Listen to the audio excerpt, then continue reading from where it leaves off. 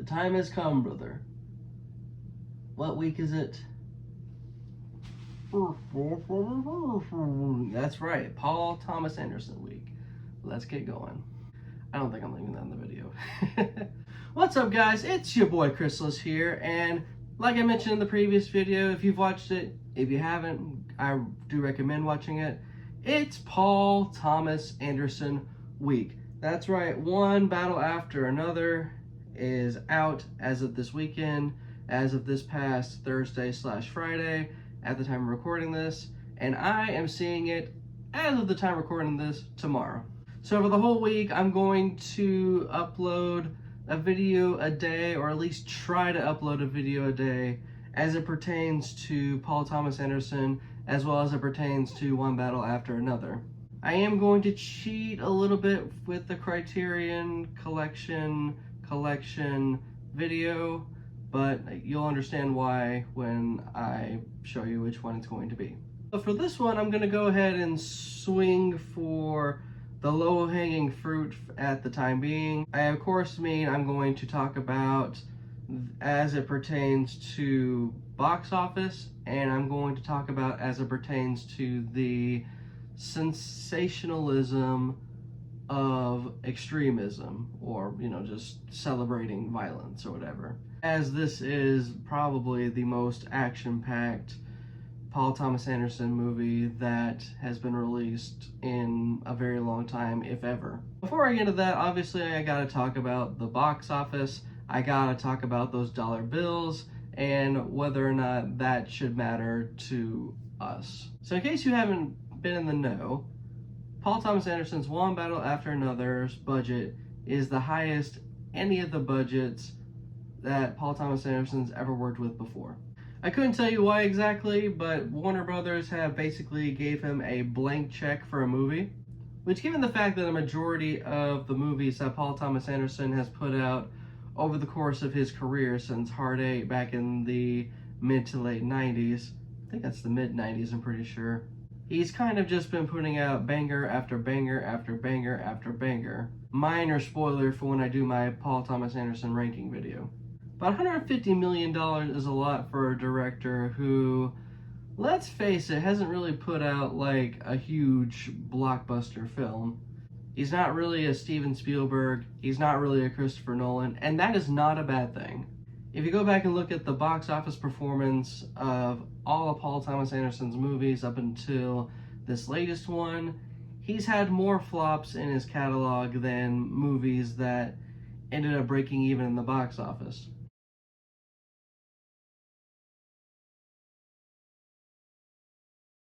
And just to get this out of the way, because I feel like I've explained this 1,000 times on my TikTok, which you should definitely check out in the description if you want to see more of stuff that I may not talk about on the YouTube channel. In order for a movie to break even, if you don't have the exact numbers for marketing and distribution, you basically just take the budget and multiply it by 2.5. As an example, and I don't have the exact numbers in front of me at this moment in time, but There Will Be Blood had a budget of about $25 million, so you plug it into the mathematical formula I just stated, he has to make around like 62.5 million or so. And if I remember correctly, that movie ended up accumulating, I think, like 70 million or something. So whereas a lot of his other movies, say another $25 million movie called Punch Drunk Love starring Adam Sandler, only got to 24 million, so it flopped pretty hard. But more so because it just wasn't shown in a lot of theaters from what I understand. So with One Battle After Another, its budget is around, the most common number I've seen is 140 million, so 140 plus 140, 280, 280 plus 70 is 350, so it's got to make about $350 million.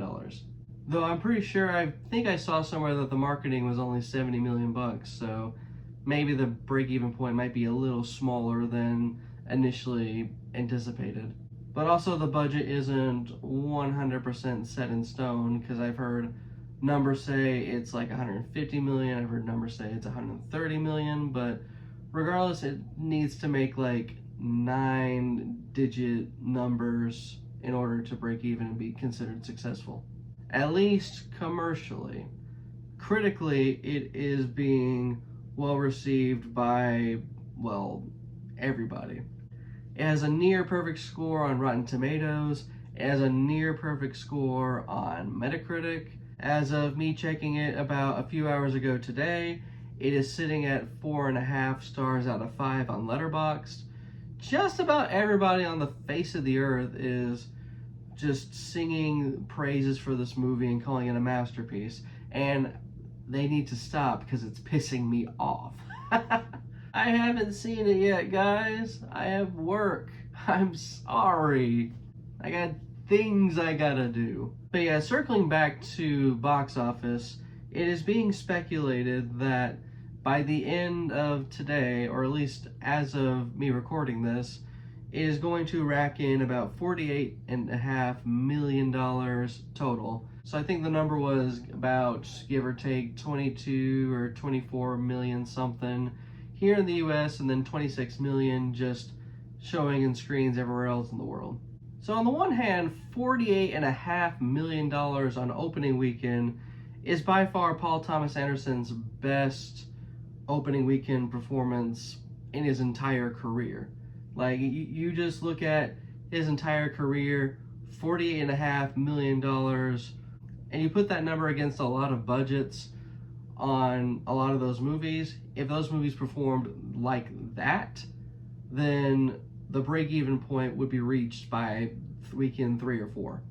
Or if your Hard 8, which only cost like $3 million, then you have created the single most successful and profitable single-digit movie in ever. Well, maybe not the most successful one. I think there's been like others, if I'm not mistaken. On the other hand, again, if you're just solely just focused on box office, which there's reasons you shouldn't be, which I'll get to in a minute, you still have kind of an uphill climb to get to, since that's 48.5 million out of the around 350 to 400 million you need to make in order to hit your break-even point. So kind of a good news, bad news situation on that front. And I hope a lot of the people I see on Twitter, especially the film critics I see on Twitter, believing that word of mouth will push the movie to the success that it will deserve. I truly hope that happens, but I've been here before.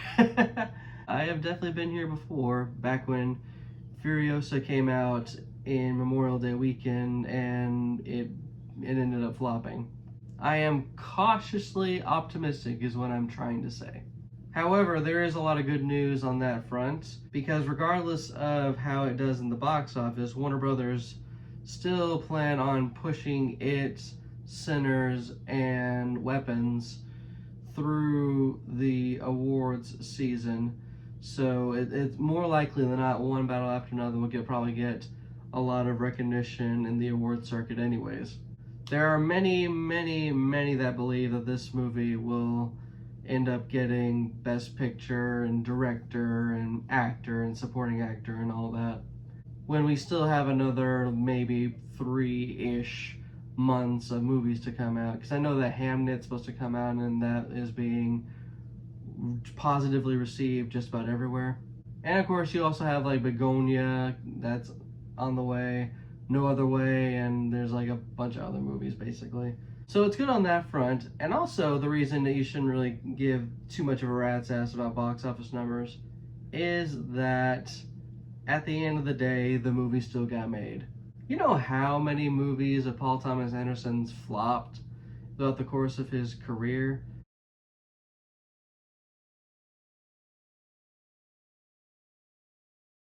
Out of Paul Thomas Anderson's entire filmography, only 2 have ever hit their break-even point, and that's Boogie Nights, and that's There Will Be Blood. The rest of those movies either probably made their budget but didn't quite make back their distribution and their marketing, or they just failed to meet their budget. Hard 8 flopped miserably. Punch Drunk Love, just $24 million out of its $25 million budget. Magnolia, I think, hit its budget but didn't go further than that. Licorice Pizza flopped. Inherent Vice flopped. And as you can see, throughout the course of Paul Thomas Anderson's 30-year plus career, it hasn't stopped him at all. And it also hasn't stopped Warner Brothers from giving him a huge lump sum of money in order to make one battle after another. So again, if you're someone that determines a film's greatness by box office numbers, I recommend that you reevaluate yourself and your values. And the next thing I want to talk about was the whole sensationalization of extremism in the movie. If you don't know what the plot of One Battle After Another is, it essentially revolves around these activists and former activists trying to play cat and mouse with the government. And a lot of the themes of the film definitely revolve around a lot of the white nationalist stuff that's been going on lately. There is definitely a reason why this is Paul Thomas Anderson's first non-period piece since Punch Drunk Love. And the other day there was a tweet that was making the rounds on Twitter, as tweets end up doing,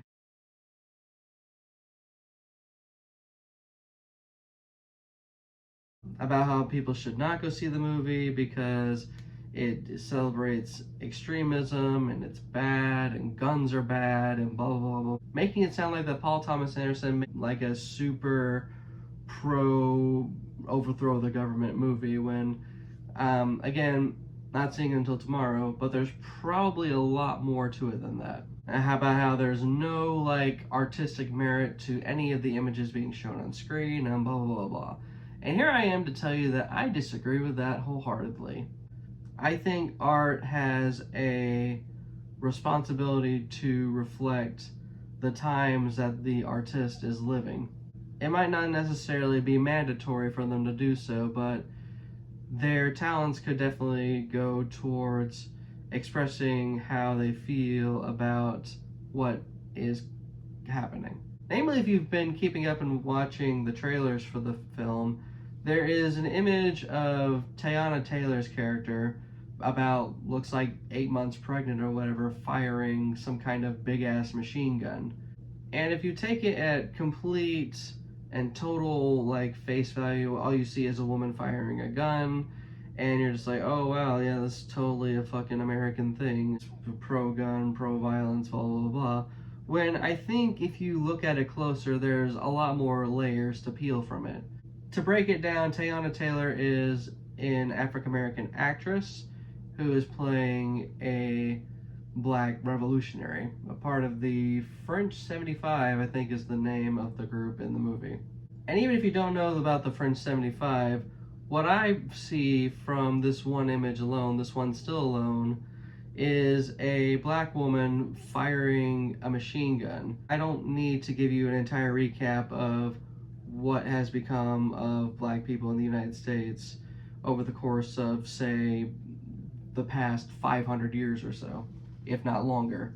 And my interpretation of that image just on itself is that this is a demographic of people, a black person, a woman, a hybrid of the two, which is one of the hated demographics like ever, being pushed to a point where they have to resort to retaliation in order to hope that things change in their lifetime for the sake of their future generations that they harbor in their womb now. And even if it means risking their own lives as well as the lives of everyone else around them and everyone's lives yet to be born. And that's just one interpretation I've got out of it. I could probably spend like a whole hour just talking about this one image because of there being so many layers to it. And that's why I think art like this is crucial. Again, Paul Thomas Anderson isn't like, say, a Zack Snyder or whoever it is makes like all of Jason Statham's movies. It's not violence for violence sake or violence for the sake of just propaganda's sake. There's always some kind of theme with the specific violence that Paul Thomas Anderson typically works with, in my humble opinion. Like, take for example with Punch Drunk Love, Adam Sandler is a volatile individual in that movie, and he has like no healthy way to just let out the anger because he's just having to store it for so long until it bursts, and he goes around like busting people's windows or destroying the restroom of a restaurant. And this isn't being celebrated. You know, we're not celebrating Adam Sandler's character for going around just committing vandalism because he's very upset. It's presented as a big character flaw that is holding him back, and he needs to find like the climax to it. And with Inherent Vice, there's violence in that movie as well, but it is used for the sake of giving you like what the environment in Inherent Vice is. And that's one thing I'm trying to get at. It's about whoever it is presenting you with specific things and what they're doing with it. If you're someone that just sees like character with gun and think, oh, celebration of gun violence, then you really need to expand your worldview. You really need to start reading a bit more. You need to consider just really opening your mind to a lot more things. Otherwise, you're ever going to see things in black and white, and you don't really see like the complexities of any one single issue or any one single thing happening in this world. And yeah, that's all I got. I've got a few other videos lined up for this week as it pertains to Paul Thomas Anderson. To give you a brief description, somewhere around Friday or Saturday is going to be the Criterion video. My girlfriend and I are watching the One Battle After Another movie tomorrow, so we're gonna do our like reactions and thoughts to that. The day afterwards, I'm going to give you guys a video about 5 movies Paul Thomas Anderson recommends that you go see before watching the movie, and 5 movies I think you should go watch before going to see One Battle After Another. Then I think Wednesday I'm going to give you like an honest review of One Battle After Another, and then Thursday I'm going to give you my Paul Thomas Anderson ranking. And then yeah, Friday or Saturday will be my Criterion video. And when I select which one's going to be my Criterion video and why, you'll understand. But yeah, that's about it. What are your thoughts on box office and the idea that the movie is sensationalizing extremism? Let me know in the comments below, and if you enjoyed my video, hit the like button, because apparently it helps. And while you're there, consider hitting subscribe for movies like these. And that's about it. Thank you for watching this video, and I will see you hopefully in the next one. It's your boy Chrysalis here, signing off.